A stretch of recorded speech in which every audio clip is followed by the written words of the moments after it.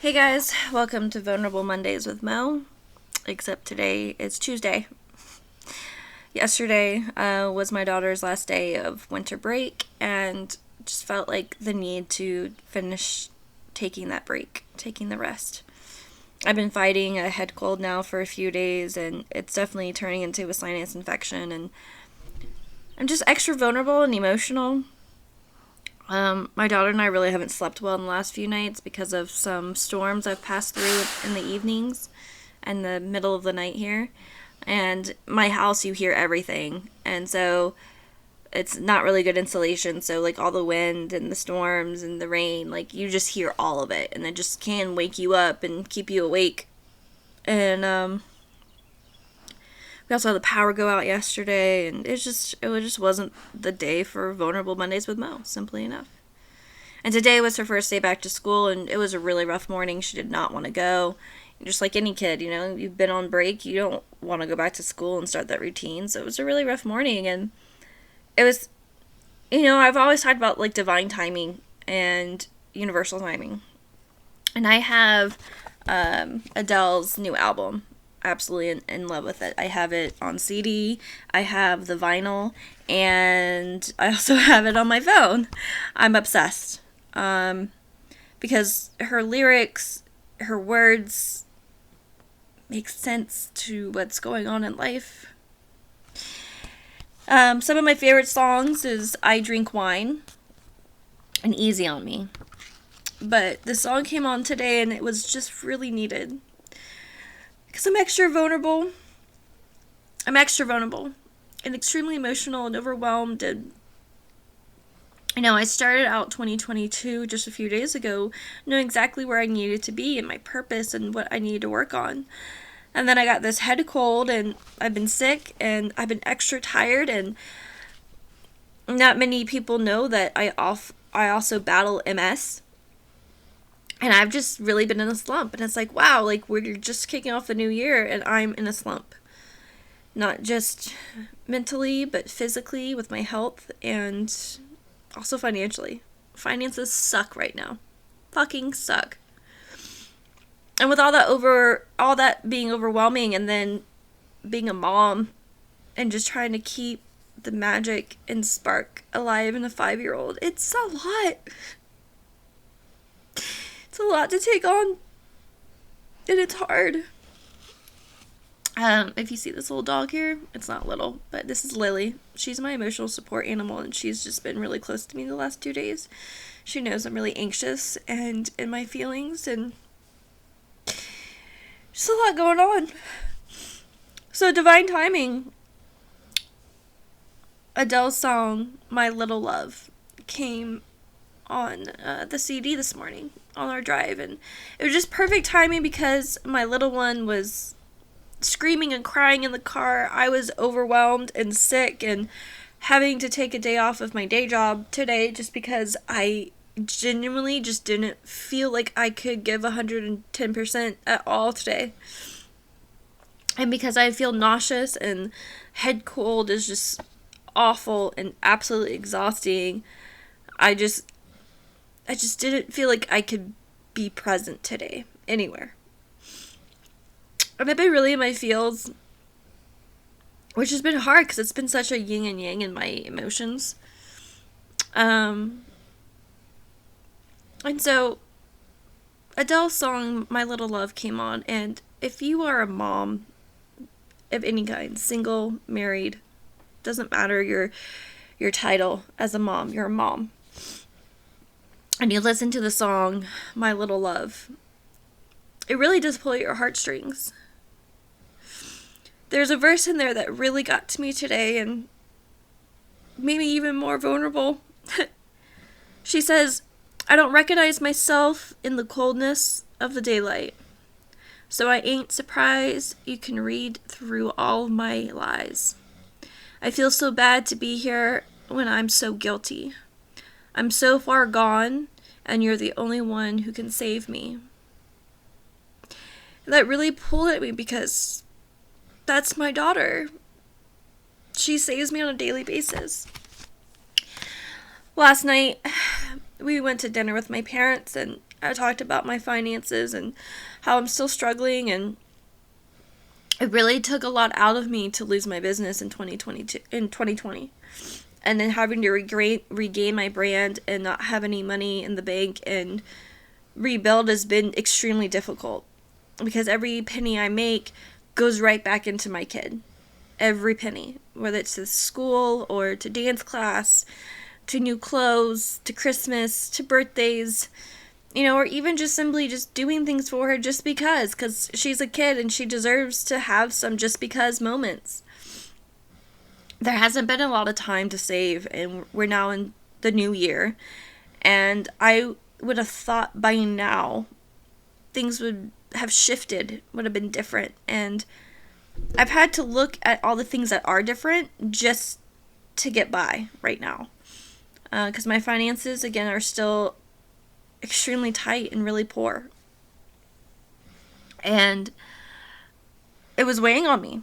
When we got home last night, after talking with my parents, I just broke down and cried. The heavy stress just wore me down. And the sad thing is my daughter, she's been through that with me so many times over, she knows what to do. Which sucks for her, because she's 5. It's not fair. So that guilty feeling weighs heavy on me sometimes. Because even at 5, she leans into me and goes, "Mommy, it's going to be okay. It's going to be okay. We're going to get through it." At 5, she's telling me that. She's like, "Just be happy, Mom, and we're going to get by. We're going to do it." And sometimes as a mom, I just feel guilty that I've had to raise her in such a survival mode, in a fight or flight mode for so long, that she knows how to comfort me. That she can put aside her childish ways and hug me and be there for me. It's been really difficult. I've spoken on many platforms on my rebirth, on my transitions, on moving forward. I've spoken on my purpose. I've gotten passionate even on here about where I feel I need to be as a leader, as a public speaker, as a survivor. I have a purpose. But we're all human. We all go through these moments where 1 minute we know exactly where we are and exactly where we need to be, and our focus is there. And then we have these moments where, like right now, where I'm so overwhelmed. I know there's light at the end of the tunnel, but it's really hard to see right now. I'm exhausted. I'm stressed. I'm emotional. I'm extra vulnerable. And it just is all weighing on me. And I recently posted something on one of my social media pages about my rebirth and transition, and I tagged a lot of people in this post, and I forgot a couple people, to be honest. I'm human, and I forgot a couple people who have been there for me through this really difficult time, through this transition, through these last 2 years. And I feel like I lost one of them as a friend, or maybe even both of them as a friend, because of that. And there are people out there who will say, if they're real friends, they understand and they'll come back, etc. And I understand that, but it's hard to express to anybody, that for over 10 years, you've never really understood the genuine meaning of friendship, because you chose to have unmeaningful friendships. And that was me. Every friendship I had, there was something in it for them. They needed me to boost their business. They needed me to help them thrive. Whatever it needed, they needed my money when I had it. There was always something. There was always something on the table that said, "Hey, I need this from you and you need this from me, so we're going to use each other." And there was a lot of misuse of friendships over the last 10 years. And now over the last couple of years, I'm starting to understand and gain genuine friendships, but I don't know how to handle them. I don't know how to nurture them. It's still something I'm learning. because I've never have had that. I've never had genuine friendships. The closest I've had to genuine friendships is my sister Brittany. She's been there with me my entire life, through the thick and the good and the bad and the ugly and the rainbows. She's really the only thing I have, and though I love her, she's my sister. So the bond is very different. And it's been a really difficult time to understand me. It's been a really difficult time to go through transitions and transition into my identity, on top of also transitioning to better your friendships and relationships. So I'm not only in a place of bettering myself and healing and growing and evolving and transitioning and rebirth after rebirth, I'm also in a place where I'm having to learn all that as a friend. I'm not only learning myself, I'm also learning how to be a friend. I don't know what that is. I'm learning. You know, I understood what a friendship was when I was in high school, but I lost all that. And even then, I don't believe any of my friends were really there. I mean, one of my closest friends in high school managed to sleep with my boyfriend and try to take another boyfriend from me. It was just like a ridiculous, dramatic moment. I never chose friends wisely. Long story short. I've never been able to choose friends wisely, and I'm at a place now the last couple of years where I am choosing my friends wisely. Where I'm at a place where I'm setting boundaries, and I'm only letting the good people in. And even that, I tend to sometimes fail and make mistakes. And not nurture those friendships the way they are needed to be nurtured, because I'm still learning how to do that for myself. And as I'm learning to do that for myself, I'm also trying to balance that to learn it for my friendships. And it's just been a really vulnerable few days of not only understanding that, but just being overwhelmed. I'm beyond overwhelmed and stressed. And I can see the light at the end of the tunnel, but it's really far away still. And there's still a lot of work to be done, and a lot of dedication, and a lot of long nights ahead to get where I need to be.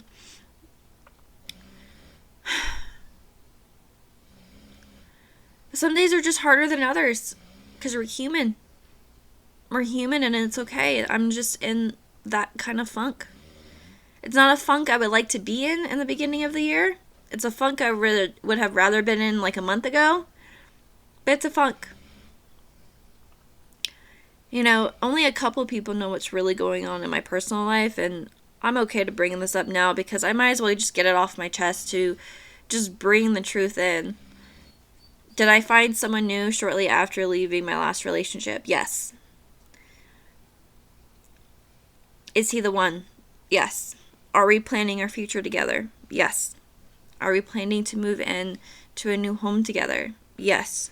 Are we planning to get married in 2022? Yes. And for a lot of people who've known the old me, they're looking at this new relationship and waiting for me to fail. They're waiting. They are thumbing their thumbs and they're waiting for this relationship to fail. I understand that. I see it. They're waiting. Because my whole life I've had several relationships many times over. I'm a relationship person. And they're just waiting for me to fail. They're either waiting for the person I'm with to walk away or for me to walk away scared. But the true reality is, I would have not put all this hard work into myself, into my healing, to not get to a place where I could absolutely accept this unconditional love that I am in with this person. And I am.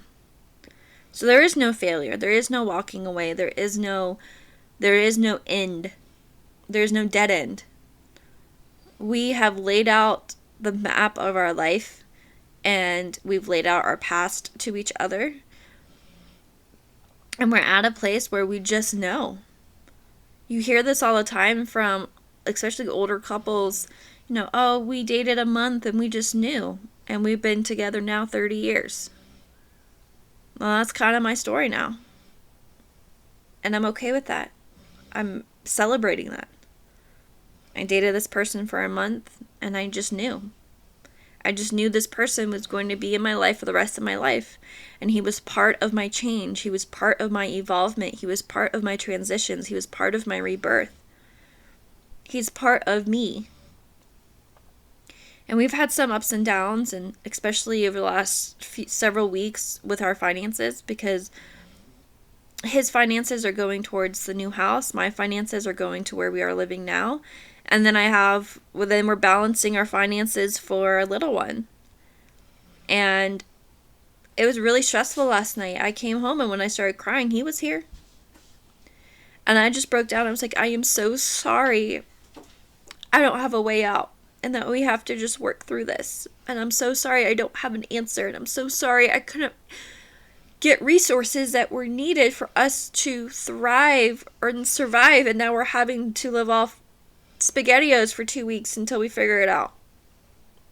I broke down and cried. I was like, I'm so sorry. I'm so sorry for my failures. I'm so sorry. And I kept saying sorry over and over and over again, without realizing the beauty of the trials we are in now are not only making us stronger, but it's also helping me recognize, even in the times that seem really hard and the trials seem exhausting, we're not going to leave each other. We're going to push through it together. And once I figured this out, which was late into last night, and we were already asleep, and I woke up with this aha moment, him laying next to me, because we're very touchy-feely. Our physical touch is a love language of ours. So our bedroom time, our sleep time is very snuggly. And so when I woke up and we were snuggling, it was just validation. This is where I'm supposed to be. I have that man that does fill every cup of my love languages. I have that man who fills every cup of my personal life, and I have that man who is helping me fill my cup professionally too, in all sorts of ways. And I just need to see the little things. And it's something we all need to strive to do better at. We all need to look at the little things. We all need to look at our gratitude. We all need to look on exactly what we have right now. And sometimes it's harder than other days. I mean, some days are really easy, and other days, like yesterday, it was really hard to find the little things that I need to be grateful for. It was really difficult. I'm sorry, hold on 1 second, guys. I mean, this is not sketched by any means, but I need to yell at my dog for a minute. Lily, quit it. Sit down. Sit down. Sorry, guys. It's not scripted, so, some days are easier than others to find the time to look at what we are grateful for, to see what we have. And other days, no matter what we have, it's harder to see all the little things because we're so wrapped up in the stress. I talk about my finances yesterday, yes, and it's really difficult right now, yes. Is our bank account's really poor right now? Absolutely. Did I get an email yesterday that if I didn't pay my water bill in the next 10 days that they're going to turn the water off until I pay it? Yes. Am I working full time? Yes. It's barely a minimum wage job, but I'm sticking it out because for the first time in a long time, I'm sticking it out with a job that actually works around a schedule for a single mom. Yes. Have I sacrificed such a heavy pay cut to make sure I'm there for my kid? Yes. All yeses. Because she comes first. But in all these sacrifices and what I have put myself through, I wasn't doing any side hustles either. I was continuing this healing journey. I was continuously taking the time for me. Is it affecting me in the new year financially? Yes. Will I get through it? Yes. We forget some of the greatest influencers of our time hit such a heavy rock bottom before their success. J.K. Rowling, Oprah, Tina Fey, Amy Poehler. They all hit a rock bottom before their success. And I definitely feel like I'm in that rock bottom right now. This is the rock bottom before success. This is the rock bottom before the rest of the year is thriving. This is a time to recognize the little things and also make sure that feeling of like, I never want to be here again also sticks. Because that's been also an issue too, is I've been here several times over, but I've always had family to help. And this time, my family's like, you gotta keep moving forward. We can help you a little bit, but we're not going to help you in the same way we have in the past. I'm like, okay, that's fine. I will get through this. Is it humbling? Yes. Is it time to wake up even more than I have? Yes. Is this the rock bottom before the success? Yes. How do I know this? Because I've worked hard on myself with my boundaries. I've worked hard on myself in my isolation. I've worked hard on myself in my transitions. That what is to come, everything I've worked hard for right now, is helping me get there for tomorrow. Do I feel stuck right now? Yeah. I'm human. I feel stuck. I feel exhausted. I feel overwhelmed. I feel anxious. I feel in my emotions. I feel like I can't control my emotions. I'm extremely vulnerable right now. But all of this that's wrapped up in me right now is like putting gasoline in the car before it zooms off to the finish line. That's how I feel this is right now. Is that we're at that pit stop before the finish line. We're at that pit stop to get back in the race and to the finish line. Have I made mistakes along the way? 100%. Will I continue to make mistakes? 100%. We're all human. We're not perfect. I can talk to you all day long about transitions and mental health and mindset growth and taking time for your spiritual awakening and taking time for your healing and your journey. But I'm still human. I still make mistakes. I still sometimes are not in a space where I can see the beauty around me. I don't always have my rainbow colored glasses on to see that. I'm sometimes in a dark space. Sometimes my depression gets the best of me. Sometimes I don't give the gratitude where it's needed. Sometimes I don't thank the friends that have been along the way, and I don't thank them in the right way. Or tell them I'm grateful. Because why? We're human. We can't always be perfect. And we can't always be people pleasers. That's been a heaviest piece of my journey, is I've been a people pleaser for so long. A people pleaser for so long that it has taken me down a dark path. Whether it's in my relationships, whether it was in my sex abuse, whether it was in my emotional and physical abuse, I've had these steps that were taken in my life because I was so eager to continuously be a people pleaser. But no more. Can I stand up and say, hey, I did wrong? Yes.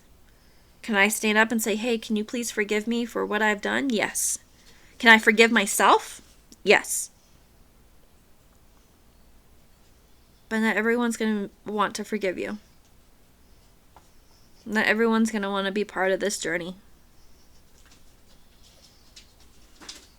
And I've worked really hard on myself, and I'm so fucking proud of where I am going and who I've become. I'm so fucking proud.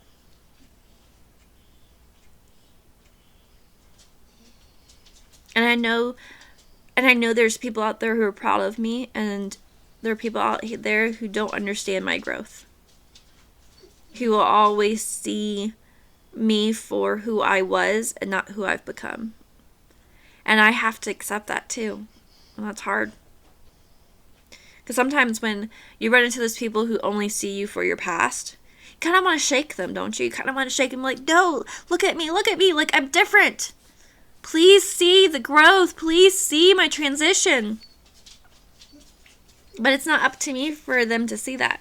It's not up to me to shake them and be like, listen, wake up, be with me, evolve with me, grow with me.